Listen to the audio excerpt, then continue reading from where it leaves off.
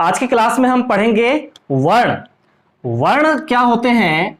जिसके कोई खंड या टुकड़े ना हो, ऐसी ध्वनि को हम वर्ण कहते हैं। जिसके कोई खंड या टुकड़े ना हो यानी वर्ण कौन कहलाएंगे? जैसे स्वर अ, आ, ये देखिए ये सब वर्ण कहलाएंगे। व्यंजन क ख ये सब क्या कहलाएंगे? वर्ण कहलाएंगे, क्योंकि इनके कोई टुकड़े नहीं हैं।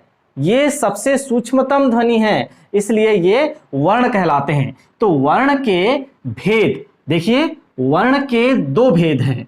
कौन कौन से भेद हैं? स्वर और व्यंजन। स्वर और व्यंजन दो भेद हैं वर्ण के।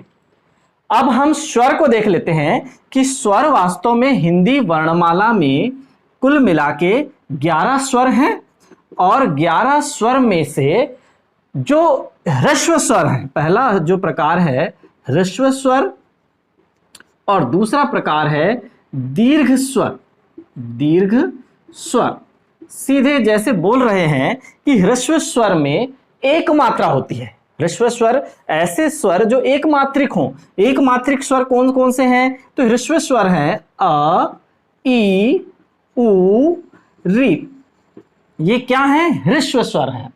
तो फिर जो बच गए इसके अलावा वो दीर्घ स्वर हैं। हमें पता है कि हिंदी वर्णमाला में कुल 11 स्वर हैं, तो ह्रस्व स्वर के अलावा जो बच गए वो क्या हैं? वो है दीर्घ स्वर। दीर्घ स्वर क्या कहलाएंगे? देखिए आ, ई, उ, ए, ओ और औ, ये कहलाते हैं दीर्घ स्वर। ये देखिए कुल मिला के स्वर कितने हो गए? 1 2 3 4 5 6 7 8 9 10 11। हिंदी वर्णमाला में कुल मिला के 11 स्वर हैं। इसके अलावा जो अम है, यह है अनुस्वार।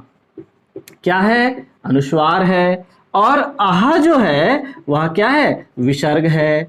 तो इन्हें हम स्वर की कैटेगरी में नहीं रखते, ये अलग हैं। अन और अह जो है अनुस्वार और विसर्ग हैं। इसके अलावा जो हम यदि किसी स्वर को लंबा खींच लेते हैं, 2 से अधिक मात्रा में हो जाता है, जैसे इस तरह से हो जाए ओम, इस तरह से हम यदि बोल दें तो 2 से अधिक मात्रा जिसमें लग रही है, ओ में तो 2 मात्रा हो गई, और उससे हम लंबा खींच रहे हैं तो 2 से अधिक मात्रा हो रही है, लगभग 3 मात्राएं हो रही हैं। तो ऐसे स्वर को हम बोलते हैं प्लुत स्वर। प्लुत स्वर जैसे हम यहां पर लिख भी देते हैं कि ओम के उच्चारण में हम किसका इस्तेमाल करते हैं? प्लुत स्वर कहलाते हैं ऐसे स्वर। तो हमें पता चला कि स्वर वास्तव में ह्रस्व स्वर और दीर्घ स्वर है। यह केवल एक प्रकार का नाम है जिसमें हमने बताया कि स्वर को यदि हम लंबा खींच रहे हैं तो प्लुत स्वर कहलाता है। लेकिन स्वर 11 है हिंदी वर्णमाला में, 4 ह्रस्व स्वर और 7 दीर्घ स्वर हैं। चलिए इसी प्रकार अब हम व्यंजन को समझने का प्रयास करते हैं।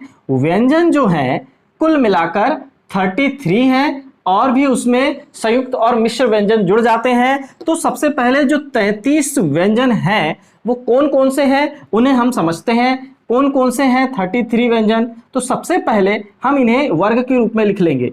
क वर्ग, क से शुरू होने वाले क वर्ग, च वर्ग, ट वर्ग,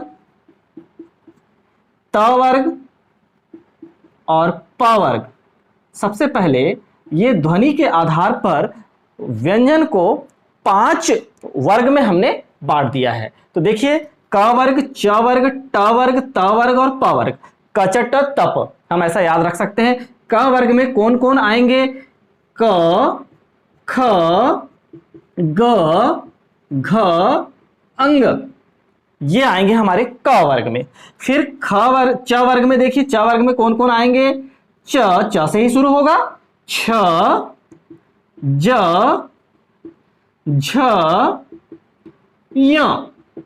फिर ट वर्ग, ट वर्ग में है ट, ठ, ड, ढ और ण। उसके बाद आया त वर्ग, त वर्ग में है त, थ, द, ध, न, ये हो गए त वर्ग। और इसके बाद है प वर्ग। प वर्ग में प, फ, ब, भ और म। तो ये तो हुए वर्गों के आधार पर 25। तो 25 जो है इन्हें अलग अलग उच्चारण स्थल के होने के कारण 5 भागों में बांटा गया है। क वर्ग का उच्चारण स्थल होता है कंठ से, इसलिए इनको कंठ बोल देते हैं। कंठ, इनका उच्चारण स्थल क्या है? कंठ है। ये देखिए, ये कंठ जो है यहां से उच्चारण होता है क वर्ग का। आप बोल के देखिए, क, ख, ग, घ, अंग। तो क वर्ग का उच्चारण स्थल कंठ है। अब जैसे कि हमारा जो गला है, जैसे जैसे हम ऊपर की ओर आते जाएंगे, कंठ के बाद जो च वर्ग होगा, च, छ, ज, झ, य, इसका उच्चारण स्थल तालु से होता है, इसलिए इन्हें हम बोलते हैं तालव्य। इन 5 वर्णों को हम बोलेंगे तालव्य, जो कि कंठ से थोड़ा आगे। और उसके बाद जो ट, ठ, ड, ढ, ण, देखिए हमारी जो जिह्वा है वो हमारे मूर्धा में टच हो रही है, हमारे मुंह के मूर्धा में टच हो रही है, इसलिए इन वर्णों को हम बोलते हैं मूर्धन्य। मूर्धन्य कहलाते हैं ये जो मूर्धा में टच कर रहे हैं, ट, ठ, ड, ढ, ण, ये मूर्धन्य कहलाते हैं। इसके बाद के जो 5 वर्ण हैं, त, थ, द, ध, न, ये देखिए त, इसमें सब दांत काम कर रहा है हमारा, इसलिए ये कहलाते हैं दंतव्य। दंतव्य कहलाएंगे, ये दांत से हो रहे हैं तो दंतव्य कहलाएंगे, इनका उच्चारण स्थल दांत से हो रहा है। इसके बाद जो वर्ण है प, फ, ब, भ, म, इनका उच्चारण स्थल हो जाएगा ओठ से। देखिए ओष्ठ से हम कर रहे हैं, ओठ से प, फ, ब, भ, म, तो ओष्ठ से इनका उच्चारण स्थल है, इसलिए यह कहलाएंगे ओष्ठ्य। तो ये 5 जो प्रकार हैं, इस कारण से इन वर्णों को 5 रूपों में अलग अलग बांटा गया है, क, च, ट, त, प वर्ग के आधार पर।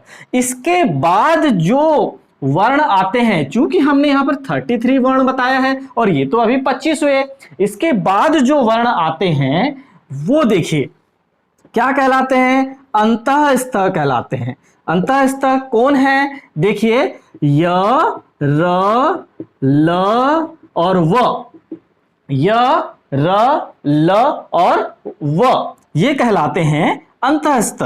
इसके बाद के वर्ण कहलाते हैं ऊष्म।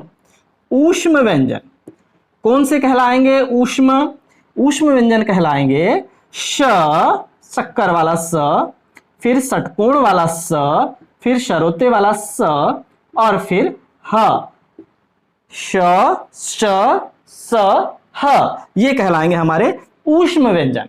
इसके बाद जो बनेंगे तो उसे हम समझते हैं कौन से कहलाएंगे। अब यहां पर बच गए हैं केवल संयुक्त व्यंजन। संयुक्त व्यंजन क्या होते हैं? संयुक्त व्यंजन तो ले लेते हैं हम क्षत्रिय वाला छ, त्रिशूल वाला त्र, ज्ञानी वाला ज्ञ और श्रवण वाला श्र। श्रवण वाला श्र वास्तव में मिश्रित व्यंजन में भी गिना जाता है। तो अभी यहां पर हम ले रहे हैं क्षत्रिय वाला जो छ है, ये देखिए 1.5 वर्णों से मिलकर बने हैं, इसलिए इन्हें हम संयुक्त वर्ण कहते हैं। तो देखिए श कैसे बना? आधा क और पूरा श से मिलकर बना है छ। और त्र कैसे बना? आधा त और पूरा र से मिलकर बना है त्र। फिर ज्ञ कैसे बना? फिर देखिए इसे वास्तव में ज बोलते हैं, जो आधा ज और पूरे य से मिलकर बना है ज। तो अब स्र कैसे बना है? तो यह बना है शक्कर वाला श आधा और पूरा र से मिलकर बना है। इस तरह से हमारे जो ये 4 संयुक्त वर्ण हैं, जिसे हम श्रवण को कभी कभी मिश्रित वर्ण के रूप में भी लिया जाता है, ये 4 वर्ण हैं। अब हमारी गिनती पहुंच गई है 50 तक। 50 वर्णों के बाद जो 2 वर्ण शेष हैं वे वर्ण हैं उत्क्षिप्त व्यंजन। कौन से व्यंजन? उत्क्षिप्त व्यंजन। उत्क्षिप्त या द्विगुण या गौण। इन्हें 3 नामों से जाना जाता है, उत्क्षिप्त व्यंजन, द्विगुण व्यंजन या गौण व्यंजन। ये कौन कौन है? तो ये है लकड़ी वाला ड़ और कढ़ाई वाला ढ़। लकड़ी वाला ड़ और कढ़ाई वाला ड़। इस तरह से हमारे ये 52 अक्षर जो हैं हिंदी वर्णमाला के बनकर तैयार हैं।